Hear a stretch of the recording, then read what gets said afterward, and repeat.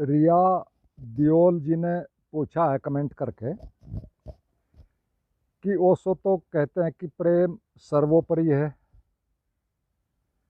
और आप कुछ और ही ढंग से बताते हैं, तो ऐसा क्यों है? कृपया इसे स्पष्ट करें। तो प्रश्न तो एक तरह से बहुत ही बेहतरीन है और निवेदन है कि आप इस वीडियो को एक तरह से अंत तक ज़रूर सुनें और हो सके तो इससे जो पहली वीडियो है उसको भी ज़रूर सुन लें, क्योंकि वो भी प्रेम और भावना से एक तरह से संबंधित है। और इस विषय में पहली बात तो मैं ये समझनी चाहिए कि प्रेम शब्द जो है दुनिया का एक तरह से सबसे ज़्यादा जटिल, बहुअर्थी और एक तरह से कन्फ्यूजिंग शब्द है।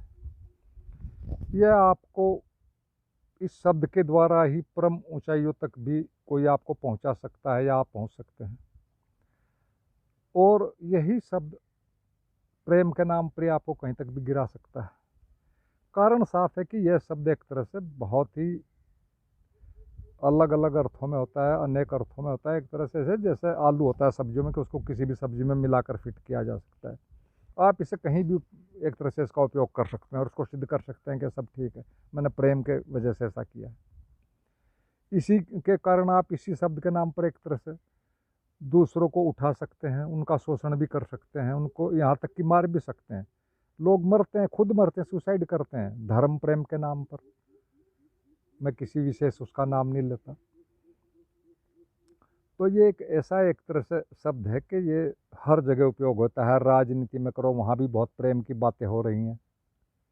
देश प्रेम और समाज प्रेम, जाति प्रेम, फला प्रेम, पता नहीं क्या क्या। धर्म में इस तरह के प्रेम बहुत ज़्यादा चलते हैं। व्यवसाय में तो आमतौर पर चलते ही हैं, व्यक्तिगत संबंधों में भी चलते हैं, यौन संबंधों में भी चलते हैं, मित्रता में भी प्रेम, प्रभु प्रेम में। आप इसको कहीं भी एक तरह से उपयोग में ला सकते हैं और लोग लाते हैं जगह जगह। तो जो चीज़ एक तरह से इतने अर्थ रखती हो तो ये तो बड़ी साफ बात है कि उसका दुरुपयोग के होने के चांसेस तो एक तरह से ज़्यादा बढ़ जाते हैं। और फिर हम सभी इस बात को जानते हैं कि ये एक तरह से प्रेम वाला जो मामला है ये भावना से जुड़ा होता है, या कहो भावना से शुरू होता है। पहले अंदर भाव होता है, फिर एक तरह से उसी भाव की बाहर जीवन में अभिव्यक्ति होती है, एक तरह से कहो, या क्रियाएँ, कहो परिणाम, जो भी होता है सारा वही है। तो यहाँ पर इस विषय में हमें एक तरह से प्रेम के बारे में दो तीन बातों को एक तरह से पूरी तरह समझना चाहिए, तभी चीज़ें पूरी तरह साफ होती हैं। पहली बात तो हमें समझनी चाहिए कि यह सारा जगत कुछ विरोधाभासी शक्तियों के एक संतुलन की वजह से ही चल रहा है, पूरा ब्रह्मांड का अस्तित्व का। और ठीक इसी तरह यथा ब्रह्मांड तथा पिंड का आपने सुना होगा, यानी जो ब्रह्मांड में वही हमारे अंदर है। हमारे मनुष्य के शरीर में भी एक तरह से दो प्रमुख चीज़ें व अंग हैं। बहुत चीज़ें हैं लेकिन दो ही मेन है। मस्तिष्क यानी बुद्धि, प्रज्ञा, होश कहो, उसे आप कुछ भी कहें। दूसरी ये हमारे अंदर एक हृदय, जिसको आप भावना कह सकते हैं, प्रेम कह सकते हैं, या भक्ति का स्रोत आदि आदि कुछ भी कह सकते हैं। आपने एक तरह से एक कहानी सभी ने सुनी होगी, अक्सर अंधे लंगड़े की कहानी। तो ये दोनों का जो इनका कम्बिनेशन ये भी एक तरह से ऐसा ही है। हमारी जो एक तरह से बुद्धि है, कहो प्रज्ञा है, वो एक तरह से लंगड़ी है, लेकिन रास्ता वही दिखाती है। वरना तो हमारी शक्ति, भावना में शक्ति होती है, शक्तिशाली होती है, इसीलिए उसकी शक्ति से उद्देश्य पूरे होते हैं। लेकिन वो बिना रास्ते के वो कहीं भी नीचे वाला आदमी गिर सकता है, अंधा कहीं भी गिर सकता है, भले कितनी शक्ति हो। तो उसमें अंधापन होता ही है। और इसी तरह से ये अंधभक्ति जैसे शब्द भी एक तरह से आपने प्रचलन में सुने होंगे, जबकि एक तरह से अंध ध्यान जैसा ये इस तरह की चीज़ें और नहीं आती, अंधबुद्धि जैसे शब्द भी नहीं है कहीं। अभी इसमें भावना की शक्ति की मैं एक बड़ी अभी ताज़ी आपको मिसाल बताता हूँ, शायद कुछ लोगों ने पढ़ा भी हो। अभी कुछ समय पहले ही थोड़े पंजाब में एक स्त्री का पति बीमार होगा, गरीब थी, वो इलाज नहीं करा पा रही थी, डॉक्टर कह रहा था कि 2000 रुपये लगेंगे, उसके पास थे नहीं। तभी अचानक कुछ वहाँ लोकल स्तर पर कुछ मैराथन की प्रैक्टिस होती हैं, क्योंकि पंजाब से कई लोग मैराथन में या दौड़ में, रेस में बहुत आगे तक गए हैं विश्व में। तो वो लोकल कोई मैराथन दौड़ थी, वो पता नहीं कितने किलोमीटर की थी। वो गांव में पता लगा कि उसमें जो दौड़ेगा कोई भी दौड़ सकता है और वो जो उसको पूरी कर लेगा सबसे पहले उसको 5,000 रुपये का इनाम मिलेगा।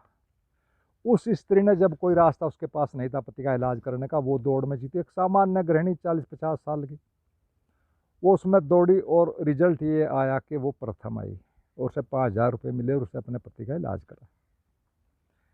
तो अब एक सामान्य स्त्री भी ऐसा काम कर सकती है। और इस तरह के और उदाहरण तो भरे पड़े हैं, मैंने पिछली वीडियो में बताया, आप भी रोज़ पढ़ते हैं। और मनोवैज्ञानिक स्तर पर भी एक तरह से यही तथ्य सिद्ध हो चुका कि भावनाओं से कुछ भी क्या है, उनमें बहुत ज़्यादा शक्ति होती है। और इसके इस तरह के उदाहरण तो इतिहास में भी भरे पड़े हैं कि घर घर में आग लग गई, एक लकवे से ग्रस्त आदमी दौड़कर बाहर निकल गया। मनोवैज्ञानिकों के उस पर पहले एक तरह से इन्हीं तथ्यों पर कई हिट फिल्में भी इसमें बनी हैं, वैज्ञानिक तथ्यों पर ही आधारित। पुरानी फिल्में थी कहीं, एक बहुत प्रसिद्ध फिल्म आई थी बहुत पहले, आज और कल, एक जीने की राह, इस तरह की, जिनमें एक असाध्य बीमारियों को प्रेम के दम पर, भावना के दम पर एक तरह से ठीक किया गया। तो ये तो एक पक्का तथ्य है कि भावनाओं में शक्ति होती है, नो डाउट।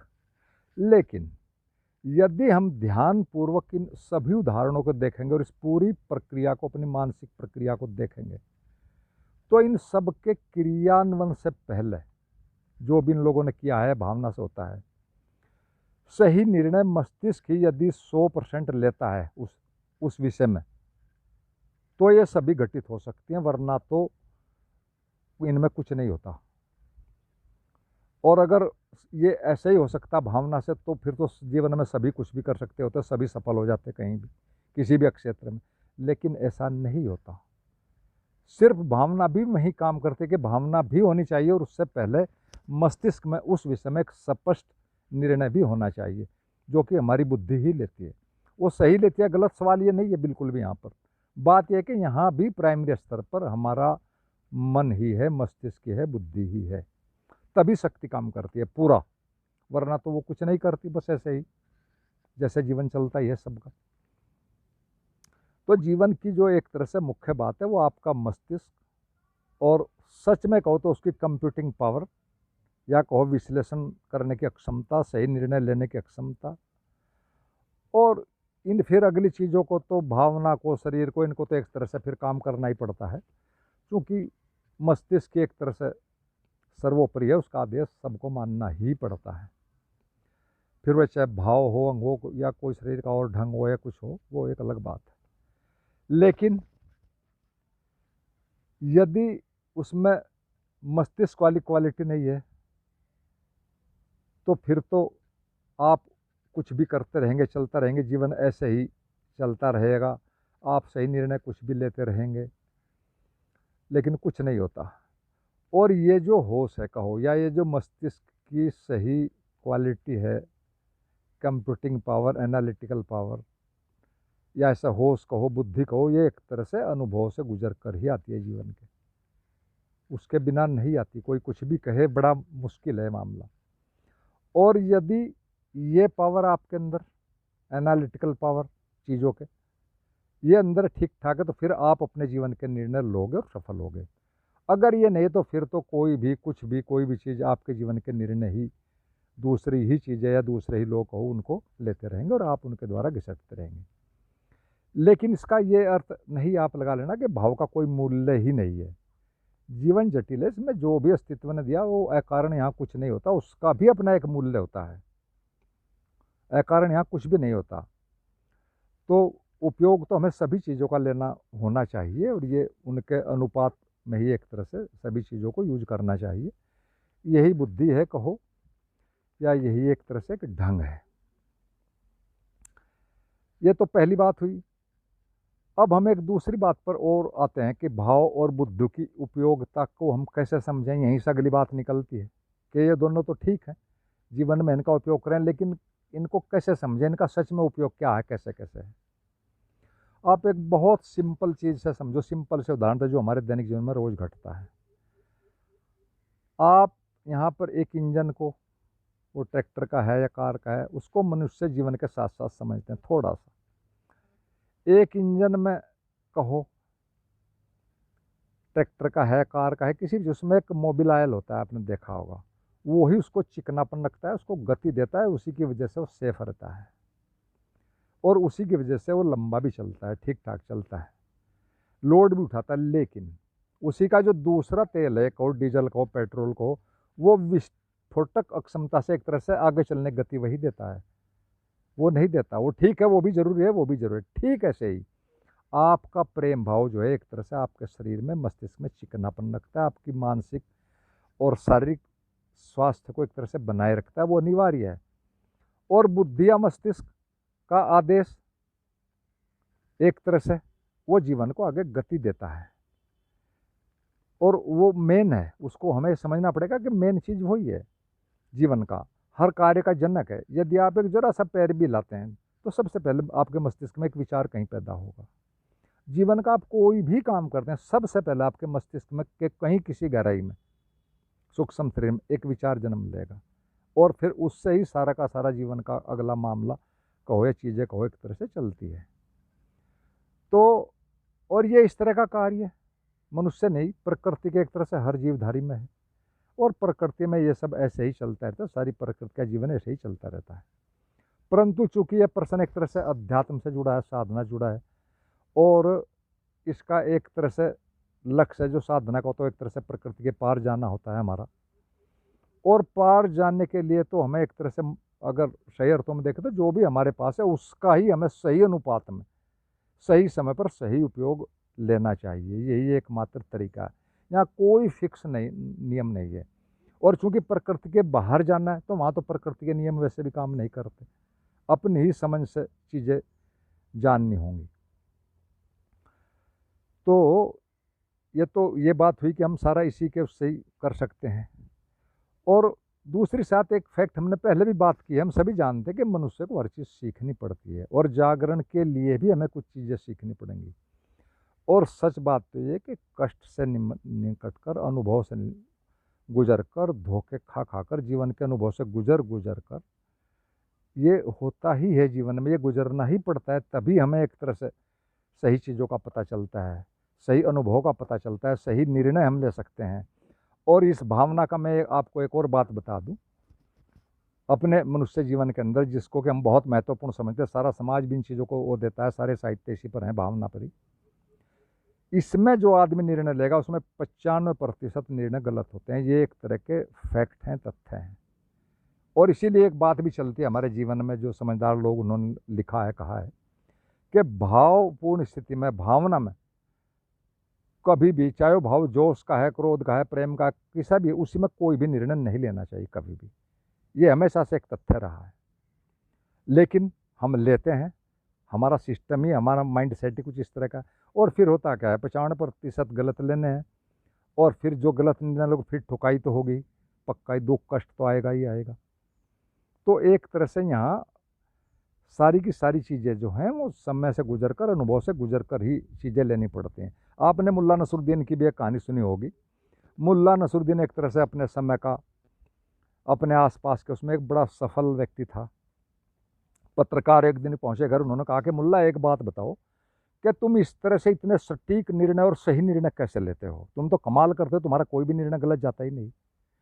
तो मुल्ला ने कहा कि ये सब तो अनुभव के द्वारा होता है, मेरे पास अनुभव है। तो पूछने वाले ने फिर पूछा कि ये तो बात कुछ साफ नहीं हुई, ये अनुभव फिर कैसे आते हैं? चलो अनुभव है आपका, लेकिन अनुभव कैसे आते हैं, बात तो फिर भी साफ नहीं हुई। तो मुल्ला ने कहा कि अनुभव आते हैं गलत निर्णय लेकर, उन पर काम करने के द्वारा। जब हम कोई गलत निर्णय लेते हैं, कोई गलत निर्णय लेकर उस पर काम करते हैं, तो फिर आदमी को, सीधी बात है, सफलता भी आएगी, कष्ट भी होंगे, तभी उसको अनुभव आते हैं, और अनुभव से ही आदमी को सीखता है। तो ये तो एक बात हुई। और इसमें हम थोड़ा और आगे जोड़ते हैं कि इसमें जो भावना वाली, प्रेम वाली बात है, कि प्रेम में, भावना में यदि वह 100% है, जैसा कि हम अक्सर मानते हैं कि भाई भावना से हम साधना में पार जा सकते हैं, ध्यान की गहराइयों में जा सकते हैं, तो उस पर थोड़ी हमें एक बात समझनी चाहिए कि यदि भाव में, प्रेम में आप 100% हैं, तो कुछ समय के लिए ठीक वैसी ही स्थिरता का, शांति का, अहंकार शून्यता का, परम विश्रामा का, विचार शून्यता का अनुभव होता है, जैसा कि गहरे ध्यान में होता है। और सच में तो यदि आप 100% किसी भी काम में, तो गहरा ध्यान घट ही जाएगा, क्योंकि 100% में मन एक अलग तल पर काम करता है, एक दूसरी आयाम में चला जाता है। लेकिन यहाँ पर भावना में विचार शून्यता आने में और ध्यान में विचार शून्यता आने में, इन दोनों में बहुत बड़ा फ़र्क है। वो चीज़ हमें यहाँ पर जाननी चाहिए। इन स्थितियों में क्या अंतर है? इनमें एक सबसे बड़ा मूलभूत अंतर, अगर वो आप समझ गए तो वो सारी चीज़ साफ है। ध्यान में एक स्पष्टता आती है और सूक्ष्म चीज़ों की हमें नई जानकारियाँ भी मिलती हैं। गहरे ध्यान में हमेशा जितने गहरे में जाओ उतनी नई नई चीज़ों का पता चलेगा। जबकि भावना में, प्रेम में घटता तो वही है जो ध्यान में घटता है, लेकिन वो दूसरे के कारण घटता है। और सच में तो दूसरे के कारण तो घटता ही है, एक केमिकल के रिलीज होने से होता है जो हमारे ब्रेन में होता है। मन की एक विशेष भावपूर्ण स्थिति में होने से केमिकल्स रिलीज होते हैं शरीर में, उनके अंदर ये चीज़ें सारी आती हैं। और इसी तरह नशे की चीज़ों में भी ये चीज़ें होती हैं।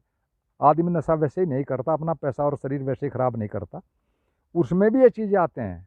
निर्विचारता, ये स्थिरता, ये विश्राम, ये सारी चीज़ें वहाँ भी आती हैं। वो भी केमिकल है, भावना में भी केमिकल होते हैं। लेकिन इनमें सब कुछ दूसरी चीज़ों पर निर्भर है, और दूसरी चीज़ों पर निर्भर है, और इन सब में एक गैप भी चाहिए होता है। तो होता क्या है कि धीरे धीरे आदमी नशे के भी एडिक्शन में चला जाता है। प्रेम और भावना का भी यही है, आप लगातार नहीं कर सकते, थोड़े समय बाद फिर करेंगे, उसमें अच्छा लगेगा, फिर थोड़ी बात, फिर एक तरह से एक एडिक्शन, एक धार्मिक एडिक्शन है, एक तरह का एक सांसारिक एडिक्शन है, नशे का एडिक्शन है। वो हम उनको अच्छा बुरा कैटेगराइज कर देते हैं, वो एक अलग चीज़ें हैं। तो ये सारी चीज़ें एक तरह से हमें समझनी चाहिए, तभी कुछ सारा का सारा मामला समझ में आता है। और ये साफ समझना चाहिए कि सारी चीज़ें एक तरह से मन के अंदर का ही सारा का सारा मामला है। इसमें भी आपको हमें और चीज़ें समझनी पड़ेंगी, क्योंकि सारी चीज़ें हम साधना से जुड़ा हुआ प्रश्न है, साधकों के लिए ही है। तो साधकों को एक बात तो साफ साफ ध्यान रखनी चाहिए कि दूसरी किसी भी चीज़ के कारण यदि आपको सुख मिलता है तो वह सुख कल पक्का ही बदलेगा, कुछ न कुछ उपद्रव जरूर करेगा जीवन में जो दूसरे पर निर्भर है। वो स्थिर हो नहीं सकता, वो हमेशा के लिए सुखदायक हो नहीं सकता, क्योंकि ये सारा का सारा मामला मन के क्षेत्र का है। मन को दूसरा चाहिए, मन दूसरे के बिना जीवित रह ही नहीं सकता। सिर्फ और सिर्फ आप अकेले का ही कोई भी काम, कोई भी अनुभव, कोई भी ध्यान, कोई भी साधना जिसमें आप अकेले हैं, आप ही अपने मन के साथ कर रहे हैं, अपनी चीज़ों के साथ कर रहे हैं, अपने अंदर कर रहे हैं, वही आपको मुक्त कर सकता है। कोई दूसरा जब तक उसमें, तब तक कहीं ना कहीं आप उलझे ही रहोगे, और इससे कोई फ़र्क नहीं पड़ता आप कहाँ उलझे हैं, किस चीज़ में फंसे हैं। फंसना तो बस फंसना है। और रही ओशो की बात, मित्र ने पूछा है उन्होंने, ओशो जिस प्रेम की बात करते हैं वह तो चेतना की बहुत उच्च स्थिति का कहो, परम स्थिति का एक तरह से नाम है, यह कहो उसका परिणाम है कि जब चेतना मुक्त हो जाती है, वह तो चेतना की एक स्वाभाविक स्थिति है, उसमें सब प्रेम ही निकलता है, प्रेम होता है, क्योंकि सारी प्रकृति एक प्रेम में बंधी है, एक इंटरडिपेंडेंट, सब चीज़ें एक दूसरे से जुड़े, तो वहाँ प्रेम ही है। वही बात समझ में आती है, वो एक अलग बात है। और जिस तल पर हम लोग प्रेम की बातें कर रहे हैं व्याख्या, ये एक अलग तल है, हम कहीं और हैं, बहुत दूर हैं प्रकृति के केंद्र से। तो अध्यात्म में तो एक तरह से अगर इसको दूसरे ढंग से भी देखा जाए तो एक हमेशा से बहुत बड़ी अनिवार्य बुराई हमेशा से रही है कि कोई भी बुद्ध, अधिकतर बुद्धों की बात है, सबकी नहीं, एक दिन तो अंतिम स्थिति की बात बताते हैं, अगले दिन बीच की कहीं बात बताते हैं, फिर तीसरे दिन शुरुआत की ही बात बता देते हैं। जैसे कि कोई टीचर पढ़ा रहा हो, एक दिन एमए स्तर की बात, एक दिन 8वीं की बात, एक दिन एलकेजी की बात। तो ये सारी चीज़ें इस तरह चलती हैं, यहाँ कुछ फिक्स नहीं होता, कहीं से कोई कुछ भी कह देता है और लोग उन्हें एक तरह से पकड़ लेते हैं। तो ये सारी चीज़ें इस तरह से गड़बड़ हैं, सारी चीज़ें विरोधाभासी होती हैं, और फिर लोग भी ऐसा है कि सब अपने अपने ढंग से पकड़ते हैं और अपने अपने ढंग से ही अर्थ लेते हैं।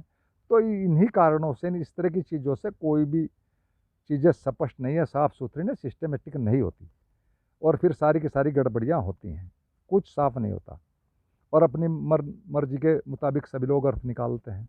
धर्मों में भी एक ही गुरु के सब शिष्य अलग अलग अर्थ निकालते हैं। तो सिर्फ अगर देखा जाए धार्मिक इतिहास, साधना का इतिहास कहो, तो जैन ही एकमात्र ऐसी है सबसे ज़्यादा प्रैक्टिकल रूप से कि जहाँ पर हर शिष्य के साथ अलग ढंग से काम किया जाता है। भले ही उनको प्राइमरी स्तर पे एक ही विधि दी जाए, लेकिन सबको अलग अलग ढंग से किया जाता है। और जो शिष्य गुरु के अनुकूल भी नहीं होता वो दूसरे गुरु के पास भेज देता है खुद ही उसको, यानी एक बिल्कुल साइंटिफिक चीज़ है। तो ये चीज़ें सारी हमें समझनी होंगी। अध्यात्म में बहुत सी गड़बड़ियाँ चले आ रहे हैं और हम उन्हीं को पकड़ कर अपना सारा मामला, समय, शक्ति सब पूरी कर जाते हैं। तो ओशो के बारे में उन्होंने पूछा है सारी बातें। तो ओशो तो एक बहुत ही अद्भुत बुद्ध पुरुष हैं। उन्होंने हर ढंग से समझाने की कोशिश की है। वो अलग बात है, कौन कैसे समझता है वो उसकी मर्जी है। तो अब हम उनके थोड़े से कुछ कथनों को देखते हैं और उन्होंने क्या कहा, उन सबको सुनकर पूरी बात को फिर आप कोई निर्णय ले ला। एक दिन तो बुद्ध पर बोलेंगे, महावीर जैन पर बोलेंगे, तो प्रेम भावना को एक तरह से उसके विपरीत बोलेंगे, उनके लिए कोई स्थान नहीं है। दूसरे दिन बोलेंगे भक्ति पर, तो भक्ति सर्वश्रेष्ठ है और भक्ति एक तरह से भाव से निकलती है, प्रेम की बात है, प्रेम का ही रूप है। कभी कहेंगे कि एक तरह से दोनों ठीक है, दोनों का उपयोग करो, और ये नहीं कि सभी चीज़ों का उपयोग करो, प्रार्थना, पूजा, कीर्तन, मंत्र, सभी चीज़ों का उपयोग करो। एक दिन एक स्पेशल चीज़ का कहेंगे। कभी सिर्फ और सिर्फ ध्यान की ही बात करेंगे, कभी सिर्फ और सिर्फ प्रेम की बातें करेंगे। एक दिन पूरी तरह फ्री सेक्स की बात करेंगे, कहेंगे कि ज़्यादा से ज़्यादा गुजर जाओ ताकि मन भर जाए, इस तरफ कुछ रहे ही ना जानने के लिए। अगले दिन फिर ब्रह्मचर्य की बात करेंगे, उसके समर्थन में बोलेंगे। मैंने बहुत पहले एक डायरी में पढ़ा था, उन्होंने कहा था कि एक ही स्त्री से हमेशा संपर्क रखना चाहिए, उससे ज़्यादा नहीं। बहुत पहले मैंने बात पढ़ी थी। फिर एक जगह मैंने और बाद में पढ़ी, उस जगह कहते हैं उसको कि जो पुरुष अपनी ही स्त्री से संतुष्ट नहीं है वह खतरनाक है, खतरनाक व्यक्ति है। और जो स्त्री अपने पति से ही संतुष्ट नहीं, वह भी एक खतरनाक स्त्री है। दूसरी जगह से कह रहे हैं। एक ही जगह एक स्त्री की प्रशंसा में कहते हैं कि संसार का संचालन स्त्री ऊर्जा से ही हो रहा है, स्त्री को इनका संचालन करना चाहिए। और वहीं एक दिन किसी संचालन करने वाली स्त्री को खुद कानून के हवाले भी कर देते हैं। तो मूल आधार बताते हैं उसी को सारा, स्त्री को ही जीवन का। तो दूसरी जगह और अलग अलग ढंग से कहते हैं, कि जगह तारीफ करते हैं, दूसरी जगह कहते हैं कि स्त्रियां मूर्ख होती हैं और वो तभी तक सुंदर लगती हैं जब तक कि खामोश रहती हैं। वह जिस वक्त बोलना शुरू करती हैं तो मूर्खतापूर्ण बातें बाहर निकलना शुरू हो जाती हैं। वह बुद्धिमत्तापूर्ण बातें तो स्त्रियां कर ही नहीं सकती, सिर्फ प्रेम कर सकती हैं, एक जगह ये भी कह रहे हैं।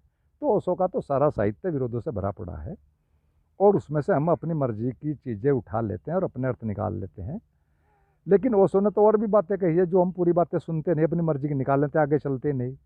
ओशो खुद कहते हैं कि मैं जो भी कहता हूँ ज़रूरी नहीं कि वह ठीक ही हो, मेरा ठीक गलत से कोई मतलब नहीं, मैं तो बस तुम्हें एक चिंतन मनन विश्लेषण के मार्ग पर चालित कर देना चाहता हूँ, चला देना, गतिमान कर देना चाहता, ताकि तुम खुद समझ सको जीवन में क्या सही है क्या गलत। तुम्हारे अनुभव ही तुम्हारे काम आएंगे, तुम्हें विकसित करेंगे, कोई किसी को नहीं दे सकता। ओशो खुद कहते हैं कि कोई भी किसी को परम सत्य नहीं दे सकता। तो यहाँ तो ये सारी चीज़ें एक तरह से हमें ही अपनी सामर्थ्य कहो, क्षमता कहो, अपनी स्थिति के अनुकूल कहो, चीज़ों को हमें ही चुनना होगा, आगे बढ़ना होगा, अपने अनुभव को गुजरना होगा। किन्हीं चीज़ों को पकड़ कर नहीं बैठना है। जीवन विरोधाभासी है, सब चीज़ें यहाँ सही हैं, सब चीज़ें गलत हैं। एक समय पर वही चीज़ सही है, अगले समय पर वही चीज़ गलत है। तो ये सारी चीज़ें तो हमें ही सीखनी पड़ेंगी, खुद ही विश्लेषण करना पड़ा, खुद ही अपनी बुद्धि को, होश को कहो, प्रज्ञा को विकसित करना होगा। किन्हीं चीज़ों को पकड़ कर नहीं बैठना है। यहाँ पकड़ने जैसा कुछ नहीं, भौतिक जगत नहीं है, ये मनस जगत है, सूक्ष्म जगत है। यहाँ धोखा खाना बड़ा आसान है, इसीलिए तो लोग इसके मनस जगत के पार नहीं जा पाते।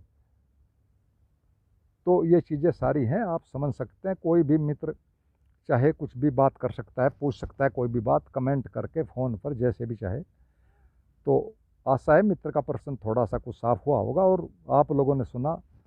सभी को मेरा हार्दिक धन्यवाद और अंत में सभी मित्रों को मेरा प्रणाम।